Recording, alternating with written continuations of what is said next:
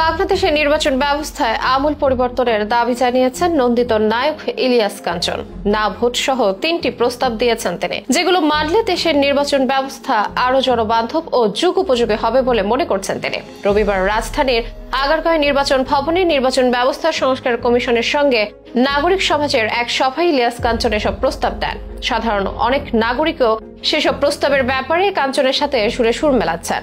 নির্বাচন ব্যবস্থায় পরিবর্তন চেয়ে কোন 3টি প্রস্তাব রেখেছেন ইলিয়াস কাঞ্চন, তাতে কি প্রতিক্রিয়া সাধারণ মানুষের? কাঞ্চনের দাবিগুলো বাস্তবায়ন হওয়ার সম্ভাবনাই বা কতটুকু, সেসবের বিস্তারিত জানাবো প্রতিবেদনে।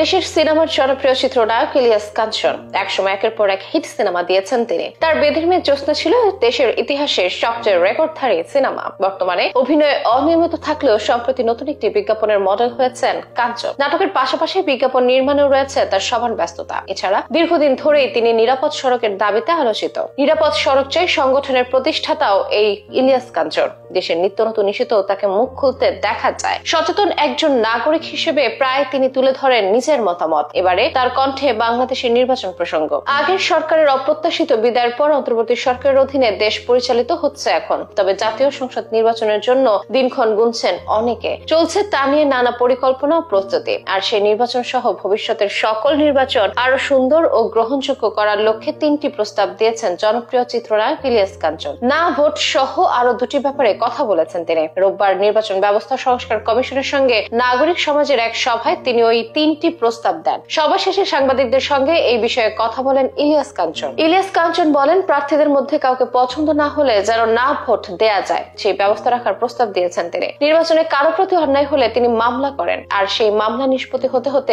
মেয়াদ চলে যায়। তখন বাদী বিচার পান না। তিনি প্রস্তাব দেন নির্বাচন কমিশনের মধ্যে একটা বিচার ব্যবস্থা রাখা যেতে পারে, যাতে কমিশনই দ্রুততার সঙ্গে তা বিচার করতে পারে, যাতে বাদী বঞ্চিত না হন, তিনি তার অধিকার ফিরে পেতে পারেন। আরো একটি প্রস্তাব দিয়ে এই চিত্রনায়ক বলেন, বিগত সরকারের সময় নির্বাচন কমিশন ইলেকট্রনিক ভোটিং মেশিন সহ নানা কিছু কিনে অনেক টাকা তছরূপ করেছে, যার কারণে সাধারণ মানুষের নির্বাচন কমিশনের প্রতি আস্থা থাকে না। স্বচ্ছতা কিভাবে নির্বাচন কমিশনের মধ্যে আনা যেতে পারে সেটার ব্যবস্থা করতে হবে, তা নইলে জনগণের আস্থা ফেরত আসবে না। না হলে জনগণ মনে করবে এরাও আগের মতোই। সোশ্যাল মিডিয়াতে অনেকে ইলিয়াস কাঞ্চনের সব প্রস্তাবের সাথে একমত হচ্ছেন, বলছেন অবশ্যই না ভোটের ব্যবস্থা থাকতে হবে, কাউকে ভোট না দেওয়াটা আমার অধিকার। তুলে ধরা এই দাবিগুলো নির্বাচন কমিশন ভেবে দেখেন কিনা সেটাই এখন দেখার বিষয়। এদিনের সভায় নির্বাচন ব্যবস্থা সংস্কার কমিশনের প্রধান বদিউল আলম মজুমদার, সদস্য মোহাম্মদ আব্দুল আলিম, জেসমিন টুলি প্রমুখ উপস্থিত ছিলেন। ইলিয়াস কাঞ্চনের পাশাপাশি আরো বিভিন্ন জনের মাধ্যমে বিভিন্ন প্রস্তাব উঠে এসেছে।